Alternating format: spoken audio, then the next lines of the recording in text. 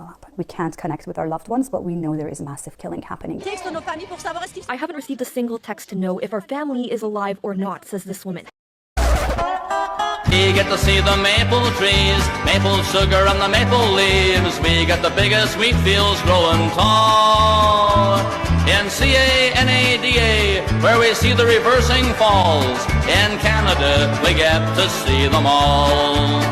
G'day. Weeks ago, hundreds of thousands of Canadians took to the streets in most major Canadian cities in solidarity with the Iranian people's protests. 5 days I did not sleep. After days of silence, Maysam Salahi finally spoke with his mom in Iran. Their first phone call since communications were cut off by the Iranian regime as it cracks down on protesters. She was nervous. She was very nervous. My mom just called today in the morning. Relief hearing from loved ones, quickly followed by horror as they share what they've seen. She said the situation is very bad. The government has started to shooting at people and put the people at the wall, and then they shoot all the people in front of others. It will happen. We can't connect with our loved ones, but we know there is massive killing happening. I haven't received a single text to know if our family is alive or not, says this woman. I'm a finder somewhere in Toronto. Like this young man who's been posting in support of the protesters for the last 2 weeks. It just makes me feel that, I do not even have safety in here. One cybersecurity expert says it's an intimidation tactic. The Islamic Republic wants to scare us. Everything they can do, they will do. They're on the streets again, and they're celebrating this time the joint U.S.-Israel strikes that have allegedly killed Supreme Leader Ayatollah Khamenei.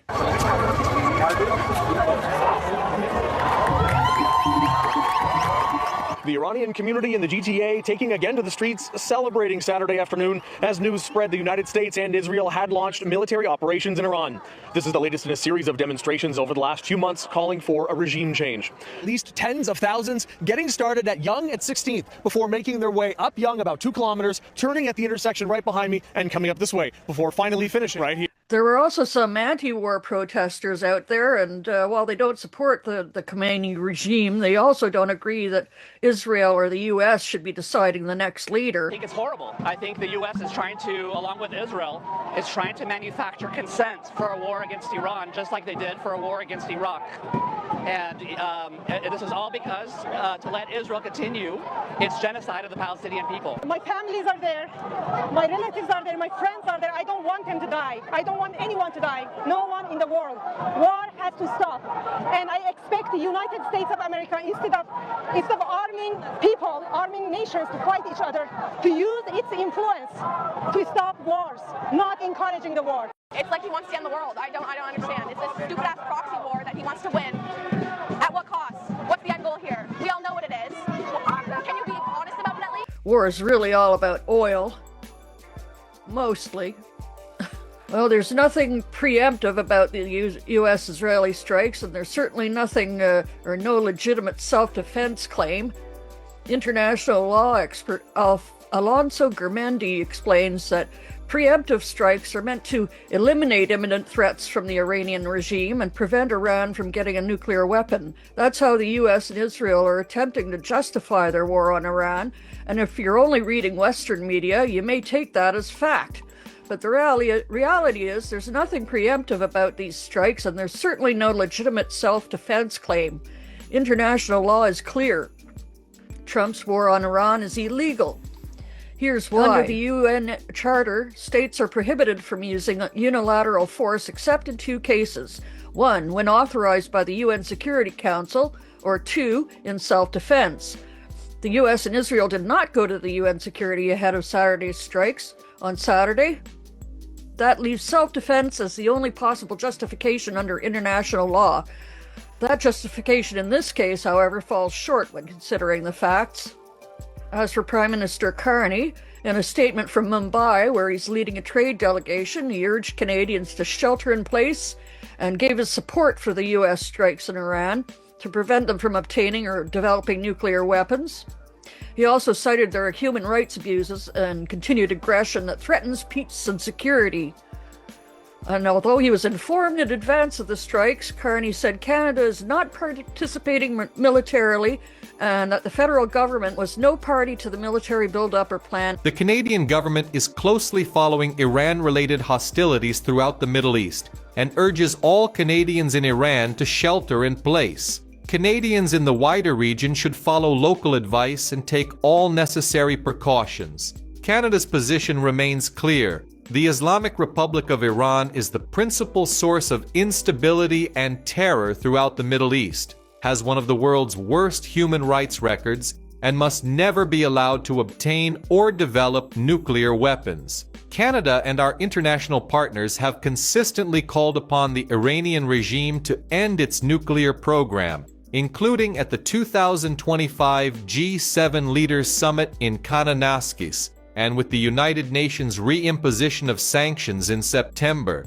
Despite diplomatic efforts, Iran has neither fully dismantled its nuclear program, halted all enrichment activities, nor ended its support for regional terrorist proxy groups. Canada has one of the largest Iranian diasporas in the world, frequently cited as the second largest next to the U.S. outside of Iran, with a population of over 280,000 as of 2021. Complicated history with Iran started in 1955 when diplomatic relations were first established, with the opening of a mission in Ottawa, followed by the first head of mission to Tehran in 1959.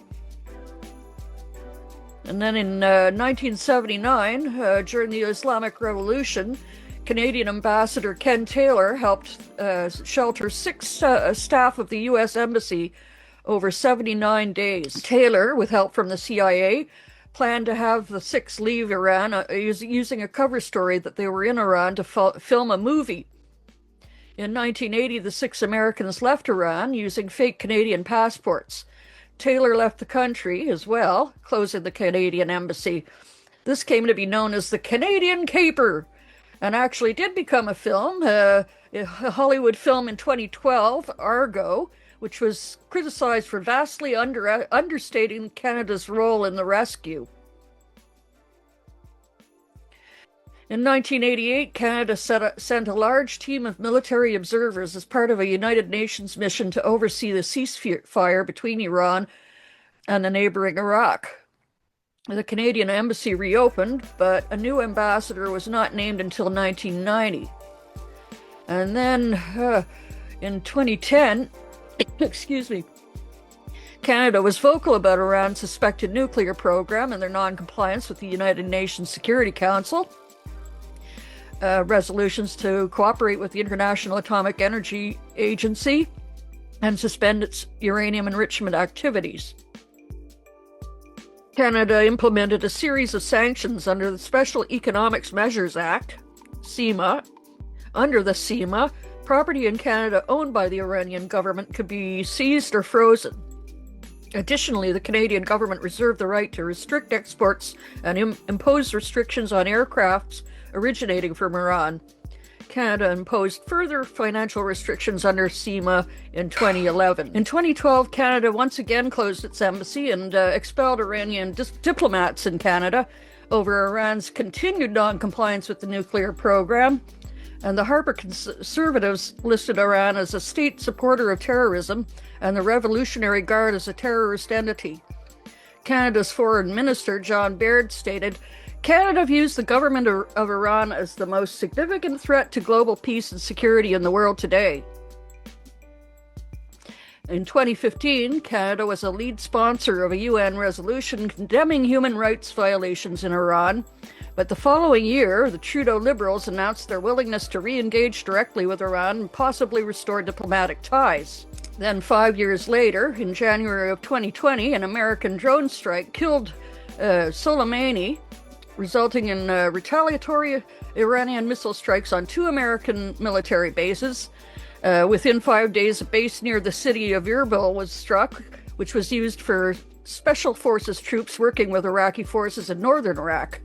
In addition to the special forces soldiers, Canada had a helicopter and dozens of support personnel on the same day of the missile strikes. A Ukrainian International Airlines plane, flight PS-72, Boeing 737-800 crashed 5 minutes after takeoff from Tehran's airport, and the 9 crew members and 167 passengers were killed. 138 of the passengers were on their way to Canada, including 57 Canadians. As of May 29, 2025, there has been no thaw in sight, with Iran-Canada diplomatic ties stuck in limbo. About what Prime Minister Justin Trudeau said today Canadians deserve answers about what brought the plane down. Canada has not had diplomatic relations with Iran for nearly 8 years. There's no ambassador, no consulate. Our chief political correspondent, David Aiken, joins me now. David, how does that complicate dealing with the aftermath of this tragedy? Well, you know, Trudeau and his ministers tried to downplay that idea of complexity, but it does make it more complex. Remember, the Trudeau Liberals vowed to restore relations with Iran. They did that back in 2015 after the Harper government broke off relations in 2012. But that hasn't happened yet. Canada, as you mentioned, still has no diplomats in Iran, and Iran has none here. As we move forward, we've had many countries step up to offer their support and assistance as we move forward. As Foreign Affairs Minister, Francois-Philippe Champagne, he will soon be speaking with his Iranian counterpart about this. Now, nonetheless, there is an expectation both sides will rely on well-established international protocols for airplane crash investigation. According to Iran Insight, Iranian Canadians argue that an Iranian embassy abroad functions less as a diplomatic institution and more as extensions of the regime's intelligence and influence operations. Critics say these missions monitor dissidents and facilitate connections with proxy groups abroad and oppose any effort to reopen the Islamic Republic's embassy in Canada, and claim that despite weak immigration enforcement that has allowed many former regime officials to settle here, the continued closure of the Islamic Republic's embassy in Ottawa has at least prevented further infiltration and harmful activity. According to the Canadian Encyclopedia, Iranian investors are involved in the Canadian real estate market, and there are several major developers in the Toronto and Vancouver regions. Mezians, a Jewish Iranian family that came to Canada in the 1960s, built a real estate empire and developed some of the largest shopping centres in the world, including Canada's famous West Edmonton Mall in Alberta. Support organizations for the Iranian community and Iranian associations in major Canadian cities provide services to new immigrants, organize classes, and run Persian libraries. There are family counseling and organizations, women's associations, and in an effort to preserve the Farsi language, there are Persian schools and classes throughout Canada's major cities. There was the Rainbow Road Initiative, where the Canadian government launched other initiatives to promote human rights, such as supporting financially the UN Special Rapporteur on Human Rights, Ahmed Shaheen, creating a Rainbow Railroad to help bring LGBT Iranians to Canada. And before the strikes, Canadian Foreign Minister Anita Anand urged Canadians in Israel, Palestine, and Lebanon to consider leaving while commercial options exist. And she cautioned Canadians in Iran that Canada's ability to assist, especially during an active conflict, will be extremely limited because Canada does not have a diplomatic presence in the country. Bloc Québécois leader Yves-François Blanchet said that his party recognizes the persistent threat posed by the Iranian regime to the security of the region and the freedom of Iranians, but has concerns the U.S. is using military force without the approval of Congress. No shit. Such endorsement of the attacks thus appears premature. Both Donald Trump and the Iranian regime show a lack of regard for civilian lives. International law must prevail, and negotiation as well as sanctions remain the preferred paths, Blanchet said. The interim NDP leader, Don Davies, has not provided a statement, but the NDP foreign affairs critic Alexandre Boulary said in a statement that the party strongly condemns the American and Israeli bombings of Iran. This is a dangerous escalation that risks dragging the entire region into a major conflict. And added, the NDP deplores the Carney government's decision today to blindly support this dangerous venture by Israel and Donald Trump's administration. We want Canada to be a voice for diplomacy, peace, and international law. And the Green Party response by Elizabeth May The Green Party of Canada condemns the U.S. military attack on Iran and reasserts its condemnation of the Iranian regime's brutal slaughter of its own people, who have courageously taken to the streets in protest. U.S. President Donald Trump has defended the attack by blaming Iran's refusal to negotiate a new deal to end its nuclear program. What Trump fails to mention is that there was a deal. The Joint Comprehensive Plan of Action, negotiated by the Obama administration and backed by rigorous international monitoring, was working until Trump himself tore it up during his first term. As Greens, we have contacts with a small and beleaguered Green Party of Iran that joins us in condemning the brutal repression of the Iranian regime. But open warfare in a region that is already a tinderbox serves no one's security, least of all the Iranian people. Canada has essentially signed on to the U.S. assault. In a statement issued today, the Liberal government declared that the Islamic Republic of Iran is the principal source of instability and terror throughout the Middle East, and that Canada supports the United States acting to prevent Iran from obtaining a nuclear weapon and to prevent its regime from further threatening international peace and security. What the statement does not contain is equally telling. No mention of the deal Trump tore up, no call for a ceasefire or de-escalation, and no assertion of any independent Canadian diplomatic role. As a middle power with a historic role in peacebuilding, Canada should do better.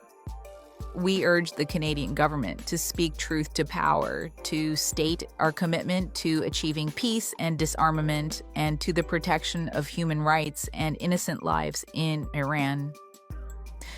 Canada should call out the Trump administration's self-serving historical revisionism, its refusal to acknowledge its own role in undermining peace by unilaterally ripping up a deal that was working, said Green Party leader Elizabeth May. Doing so may improve our standing and our potential role in negotiating peace, a suspension of hostilities, and ideally a multilateral process to protect Iranian civilians. Previous U.S.-imposed regime change in Iran has not ended well. History repeating itself is not inevitable, but ignoring history hastens inevitable horrors. The death of, or the alleged death of the Khomeini. Thousands of travelers across the globe are stranded, and disruptions are being felt here in Canada. Air Canada cancelled a flight to Dubai earlier Saturday, hours before the strikes on Iran, and surrounding countries like Bahrain, Qatar, Jordan, and the United Arab Emirates, saying that because of the current military situation in the Middle East, all flights to and from Dubai and Tel Aviv are suspended. Well, like I said, this wasn't unexpected, but it's still a shit show. Oh well, elbows up.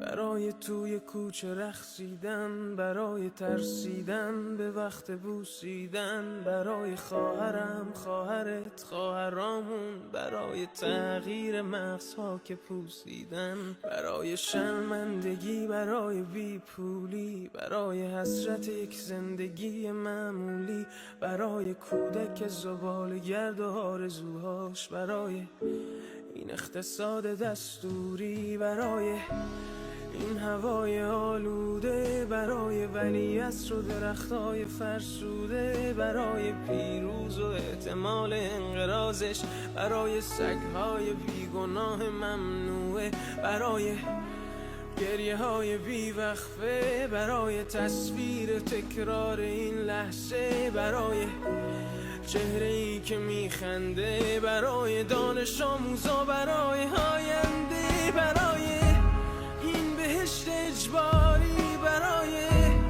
نخبه های زندانی، برای کودکان افغانی، برای این همه برای غیر تکراری، برای این همه شعارهای تو خالی، برای آوار خونه های پوشالی،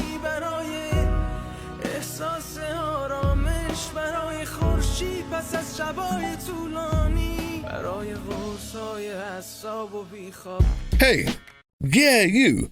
Before you click away to watch someone unbox a tactical toothbrush, let's talk about something real. Political Drain isn't just another content mill. We're a digital front in a very real war. Not with bullets, but with ideas, with action, and with solidarity. We pair urgent news with critical education. And we build community around actual resistance, not the hashtag kind. The kind that moves. But here's the thing. None of this is free. It isn't. Behind every video is time, labor, research, and some weird guy asking if we're going to pay the hosting bill. And yeah, some of that money goes to things we can't necessarily say out loud.